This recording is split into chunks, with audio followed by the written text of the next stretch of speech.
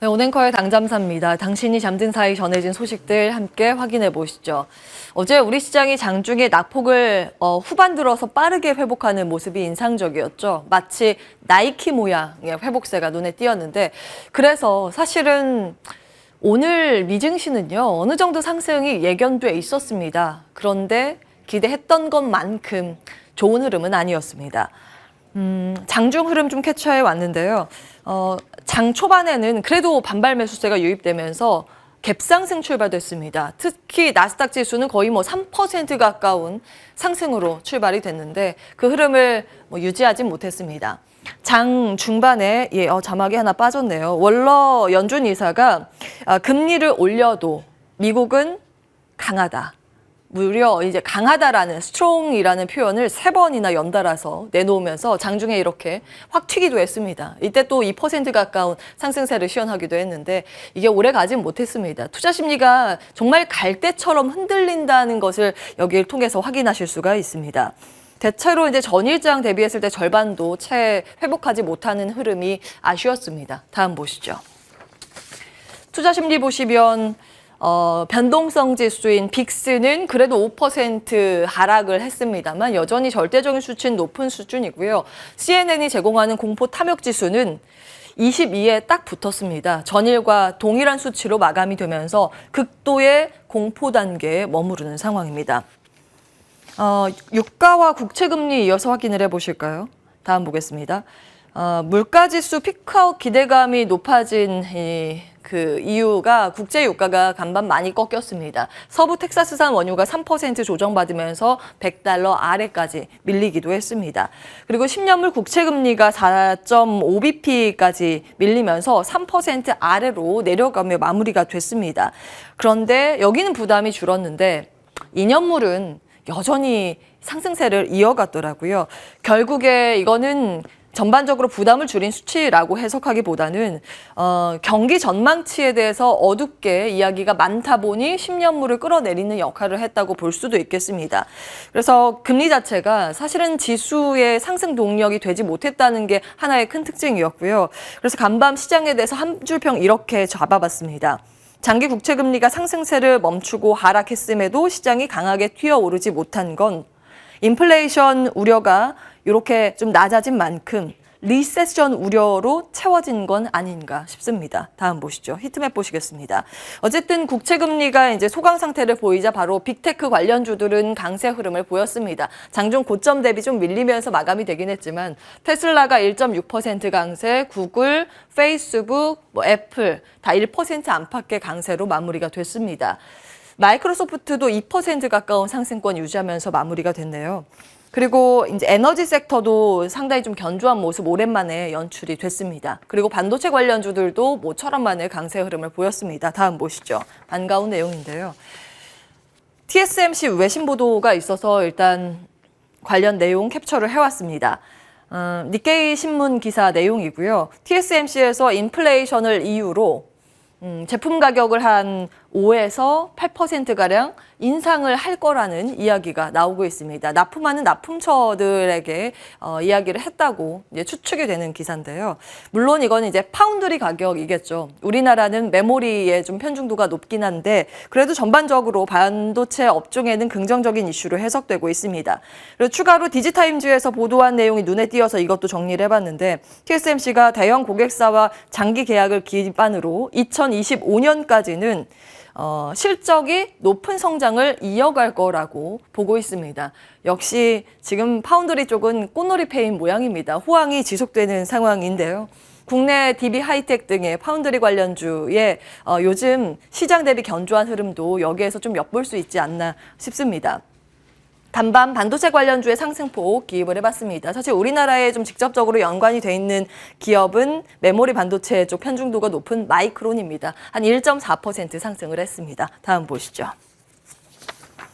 자, 밤사이에 바이든 대통령의 기자회견이 있었죠. 이 위쪽의 내용은 연설 전에 요약문 발표가 먼저 있었는데 그 내용 먼저 추려봤습니다.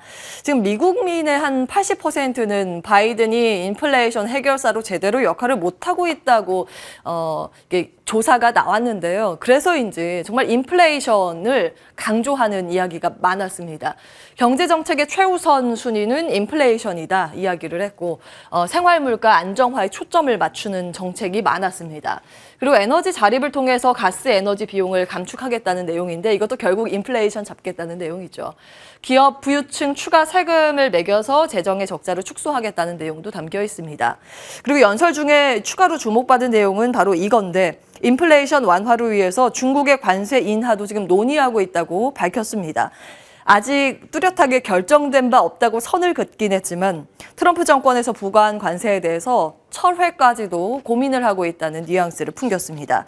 근데 사실 이 효과에 대해서는 미지수라는 이야기가 미국 내에서 굉장히 많이 나오고 있습니다. 왜냐하면 지금 기업들은 운송비, 인건비, 공급망 문제로 어려움을 겪고 있는데 이 관세 완화까지 진행이 되면 다시 이 원가 절감분은 기업이 고스란히 떠안을 가능성이 높아지기 때문인데요. 때문에 지금 상황에서는 추가 관세 인하도 인플레이션 완화에 큰 도움은 안 된다고 이야기를 하고 있습니다. 결국 중요한 건 금리 문제인데 그래서 오늘 밤 발표되는 CPI에 모든 이목이 쏠릴 것으로 관측이 됩니다. 잠시 후에 살펴보도록 하고 다음 보겠습니다.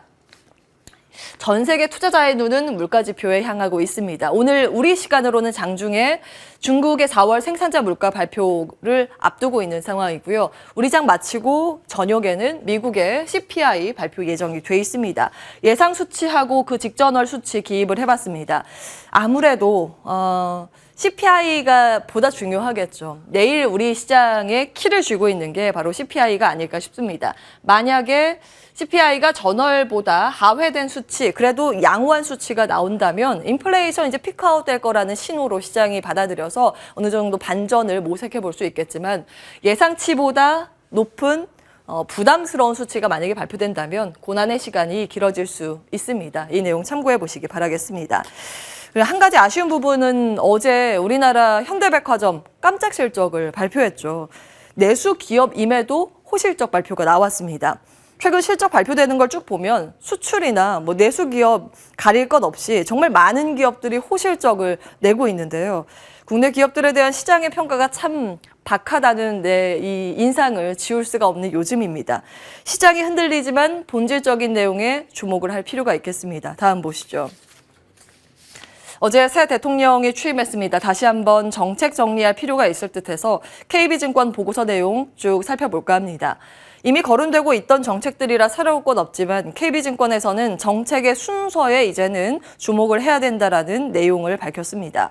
대통령 취임 이전에는 아무래도 어떤 정책이 나오게 될까 이런 기대감 위주의 분석, 그래서 그 목록들을 정리하는 데 초점을 맞췄다면 이제부터는 어떤 정책이 먼저 발표될 것인가를 파악하는 게 더 중요하다고 봤습니다. 정책의 순서를 가늠할 수 있는 두 가지 포인트 이렇게 제시가 됐는데요. 현재 글로벌 정치나 경제 환경 하에 어떤 구조가 연출되고 있는가. 두 번째는 인수위에서 공개한 정책의 구체성을 중심으로 따져볼 필요가 있다. 이런 내용으로 발표 가능성이 높은 분야를 탑으로 반도체를 꼽고 있습니다. 물론 이건 반도체 소부장 쪽에 조금 더 포커스가 맞춰져 있는 내용이고요. 그다음에 신재생 쪽, 친환경 거론하고 있고 이건 또 추가적으로 볼 필요가 있겠는데 사실 첫 번째에 해당되진 않습니다만 어느 정도 인수위 공개 내용에 또 중요하게 포지션이 있었던 미디어 컨텐츠 업종도 후순위로 볼 필요가 있다는 내용 제시했습니다. 다음 보시죠. 쭉 보시면 이제 국정과제 중에서 핵심 전략 산업들 정리를 해봤는데 제조업 쪽 많이 아시겠습니다. 반도체, AI, 배터리 내용도 있고 앞서서 이제 미디어 쪽은 OTT 제도적 기반 마련에 초점이 맞춰져 있다 보니 컨텐츠 쪽에 많이 거론이 되고 있는 상황입니다. 모빌리티는 UAM 등 언급을 해드렸습니다. 관련 내용 참고해 보시기 바라겠습니다. 다음 보시죠. 어제 당잠사에서 전해드린 속보 내용이었죠. 로이트 통신에서 현대차가 미국의 전기차 공장 발표를 임박할 거라는 관측이 좀 나오고 있다는 내용 전해드렸습니다. 특히 바이든 방한일이 5월 20일이고 조지아주 예비선거가 5월 24일에 예정돼 있기 때문에 그 사이 정도의 이 내용이 발표되지 않을까라는 관측이 우세한데요. 다음 보겠습니다. 그래서 아무래도 투자를 받아갈 수 있는 기업이 무엇일까를 고민해봤을 때 이미 이제 현대차 그리고 기아 공장 주변에 같이 진출해 있는 기업들이 수혜 기대감이 높은 상황이기 때문에 지도를 캡처해서 가지고 왔습니다. 여기에 속한 기업들의 내용 잘 따져가시면서 대응 전략 세우시면 되겠습니다. 온앵커의 당잠사였습니다.